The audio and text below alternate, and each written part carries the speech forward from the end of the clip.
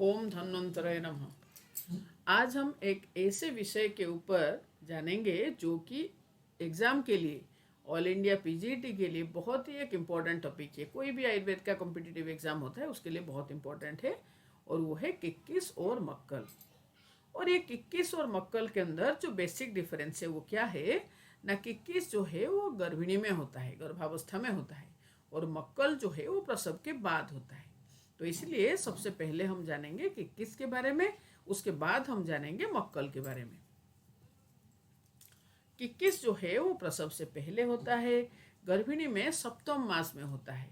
पुनर्वसु कहते हैं, उसके पीछे दोष है त्रिदोष और लक्षण है कंडू। और वहीं पर पुनर्वसु कह रहे हैं कि किक्किस के पीछे जो निदान है, जो कारण है, वह है गर्भ का उत्पीड़न। और वहीं पर अष्टांग हृदय अगर हम पढ़ते हैं तो वहाँ पर वो वर्णन करेंगे कि सप्तम मास में, 6th मंथ में गर्भिणी में बाल, वर्ण, नख, रोम आदि की उत्पत्ति होती है, जिस वजह से 7th मंथ में विदाह उत्पन्न होता है और किक्किस रोग की उत्पत्ति होती है। लेकिन पुनर्वसु कहते हैं कि किक्किस के पीछे कारण है त्रिदोष, उसका निदान जो है वो है गर्भ उत्पीड़न, और प्रधान लक्षण है कंडू। और उसके चिकित्सा कोलोधक प्लस नवनीत पानीतल प्रमाण में लेना है। और सेकेंडली चंदन उसिर मृणाल का कलकों को स्तन और उदर में लेप करना है। तो एग्जाम पॉइंट ऑफ व्यू से ये दोनों पॉइंट इंपॉर्टेंट है, लेकिन वहाँ पर आचार्य चरक ने 4 चिकित्सा वर्णन किए हैं। तो तीसरा जो है त्रिफला सिद्ध या फिर करवीर सिद्ध तैल का अभ्यंग करना है, और चौथा जो है मालती मधुक सिद्ध अंभ या मालती मधुक सिद्ध जल का परिसेचन करना है।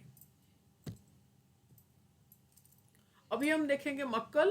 तो मक्कल जो है प्रसव के बाद होता है, दुष्ट रक्त स्राव न होने के कारण होता है। और क्यों स्राव नहीं हुआ? इसलिए नहीं हुआ क्योंकि माता के शरीर जो है वो अत्यंत रुक्ष था, और कोई तीक्ष्ण औषधि के प्रभाव से भी ऐसे होने का संभावना रहता है। और इसमें प्रधान दोष जो है वो वात है, और वात प्लस दुष्ट रक्त तो ये ग्रंथि उत्पन्न करेंगे। तो इसके लक्षण में हम 4 चीज पढ़ेंगे।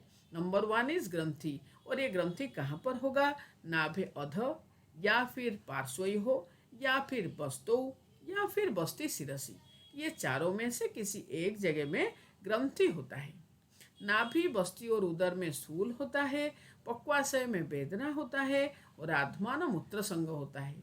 तो यहाँ पर ये जो आध्मान है उसके साथ आप याद रखना कि उदर में आध्मान, क्योंकि लास्ट टाइम जैसे स्टेटमेंट बेस्ड क्वेश्चन आया था, और उसमें से एक स्टेटमेंट बेस्ड क्वेश्चन ऐसे आता था जो कि 4 स्टेटमेंट होते हैं, और उसमें से आपको देखना होता है कि कितने सही है कितने गलत है।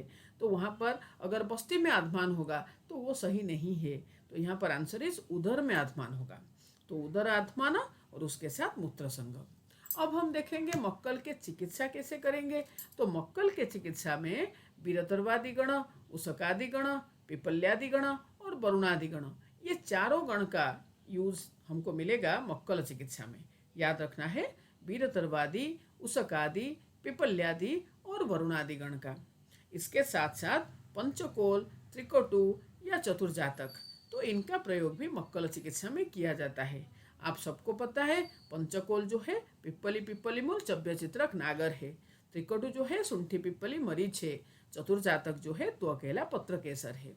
तो इसमें से किसी को भी कंबाइन करके क्वेश्चन आ सकता है, तो इसलिए ये इंपॉर्टेंट है।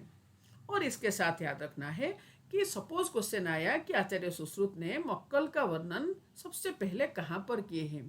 तो जब हम सूत्र स्थान पढ़ते हैं अवारणीय अध्याय, तो वहाँ पर भी जब आचार्य सुश्रुत कहते हैं कि मूढ़गर्भ एक महागध है, और ये मूढ़गर्भ में जब गर्भकोश अपरासंग हो रहा है और मक्कल से पीड़ित हो रहा है स्त्री, तो वहाँ पर भी वो वर्जनीय हो जाता है। दूसरा वर्णन आता है निदान स्थान में, तो वहाँ पर आचार्य सुश्रुत कहते हैं कि रक्तज विद्रधि के संदर्भ में मक्कल के वर्णन कर रहे हैं। फिर तीसरी बार हमको मिल रहा है शारीर स्थान में, जब हम 10th चैप्टर गर्भिणी व्याकरण शरीर पढ़ते हैं, तो वहाँ पर हमको मक्कल के बारे में वर्णन आता है। Thank you, God bless you, wish you all the best.